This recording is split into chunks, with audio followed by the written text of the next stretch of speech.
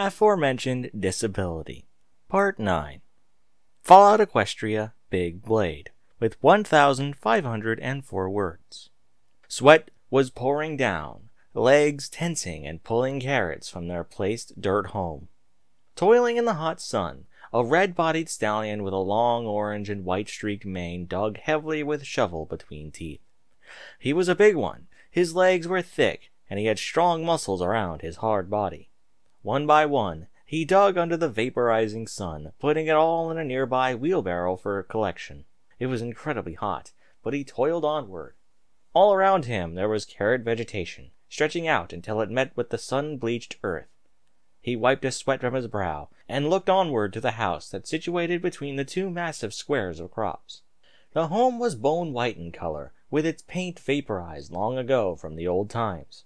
It had 2 stories, with 3 windows on the top, with 6 for the kitchen, living room, and 4 rooms in the bottom with a door that was cracked with age, but still usable. The stallion kept a lookout for where he worked, making sure to check for raiders that may come from the distance. To his slight relief, he did not notice a single one, but one could never be too careful. He returned to his work. His body was shaking, and he did not yield. The stallion was done with the left side square of crops, and had pulled through about half of the carrots on the right side. The loud screech of the old rusty door of the home steered open. Out came a golden-maned mare, who was short with a curly mane and a white body. She carried with her a glass of carrot juice, just begging to be consumed in this unbearable heat. She trotted her way through the open metal gate connected to the metal bars around the crop field, and made it to the stallion as he watched her intently, smiling happily. "You look thirsty, hon bun. Take it. This heat must be sweltering," said the mare. She hoofed the glass towards him. He dropped his shovel and happily swigged it down with a happy grin. "Scaldin', doesn't that feel a lot better now? Flaxy, babe, you know you can't be using our crops. We both know that the overmare will be needing it." Scalding hoofed the glass to his hubby. She casually grabbed it back.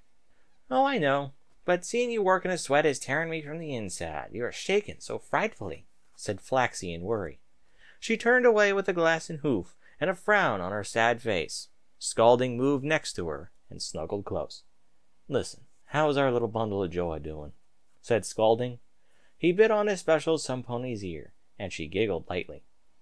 "Oh, she's sleeping so heavenly. Oh, she is sleeping so heavenly. Did I ever tell you you have the best genes, Honeybug? That girl's gonna grow into such a strong mare." She turned close towards his bright turquoise eyes. "And she has your beauty that no pony will ever compare to," said Scalding. Said Scalding. They leaned close, and their mouths smacked into each other right behind the rising sun.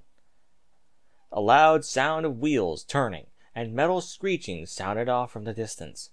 The two of them lost each other and looked onward to the desert-like area with eyes wide open with fear. Flaxy hugged her mate, the loud metal getting louder with each second. "Get inside, now!" ordered Scalding. Flaxy ran as fast as she could and entered the pearl abode with fervor. She went past the kitchen and entered the foal's nursing room. It was surrounded by makeshift wooden toys and differing knickknacks, with the foal slumbering in a working baby bed. Flaxy took her precious foal and quickly made it to the hidden basement beneath the wooden door under the bed. She trotted down the stairs and hid under the darkness, with the bright light shining through the wooden crevices of the ceiling. Scalding hurried, going behind the home, and opened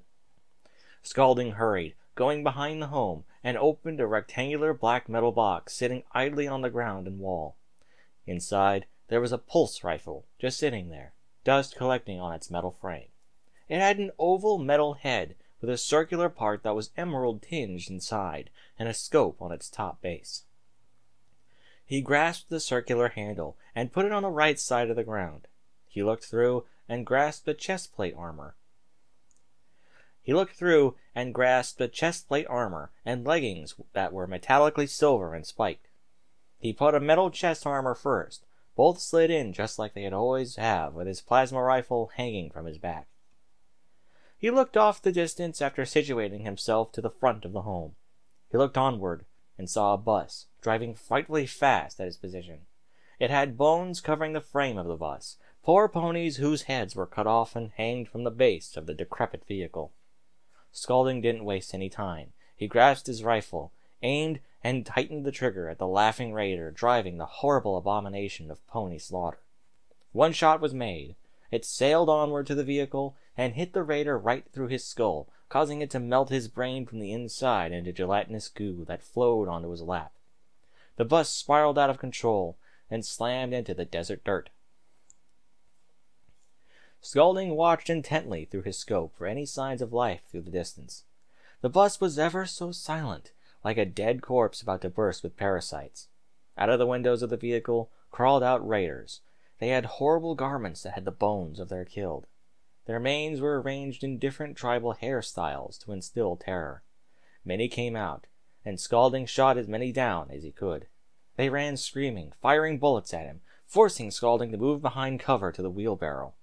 He continued to fire indiscriminately at them. Some of them disintegrating into dust, and others losing their body parts, and screaming for their mothers as their guts flowed out of their stomachs, before being vaporized before their very eyes. After a good while of ending lives, there were only a few crazed ponies running their way to the establishment. Scalding aimed while gritting his teeth at the few left, and heard a minute, clear sound that signaled that his weapon was out of juice. He threw the useless weapon to the ground. With nothing to fight back, he flinched at the incoming bullets making holes through the barrel. "Flaxy, give me my weapon!" screamed Scalding as he cowered behind the barrel. From under his feet, Flaxy settled the young foal into the ground and ran into the deeper parts of the basement until she found exactly what she was looking for, sitting alone at the edge of the wall. It was a sword, a very large and thin blade that was carved at the end, leading to a point. The handle was made with silver and had one protrusion on its hilt. Flaxy grabbed the weapon. It was heavy, but she ran as fast as she could with what strength she had. "Hurry!" screamed Scalding. Bullets fired, and he cowered even more than before. She pushed the blade through the crack in the floor, and he pulled it with haste. A raider ran to the barrel screaming obscenities at his direction, and turned to aim his assault rifle behind the barrel, only to be met with death. With blade bared and teeth, Scalding slammed his weapon with all his might right into the raider's head, cutting the upper part of his skull from his jaw. Blood spurted out like a forceful fountain, and sprayed all over Scalding's face. The top part of the raider's head hit the floor, along with the assault rifle, and then the body. Scalding ran as fast as he could, running past the destroyed landscape that was blown to pieces with burnt holes, broken carrots, and gunpowder. He viewed through and noticed only 3 raiders left. His steps were fast, and quickly avoided all of the raiders' spray. The first one was a mare. She was red with green hair. Her entire body was sliced in half, blood dripping into a pool drained by the thirsty, dry earth below. The second was a stallion, his body tattooed to a T. He fired his weapon at Scalding's general direction, and soon started to flee. His leg was cut horizontally, and split in half. He bled to death. The final crazed fool tried to match blade with blade, but the mare's sword was too cheap, and her upper body was cut like clay. More blood came upon his skin, and she lopped from side to side.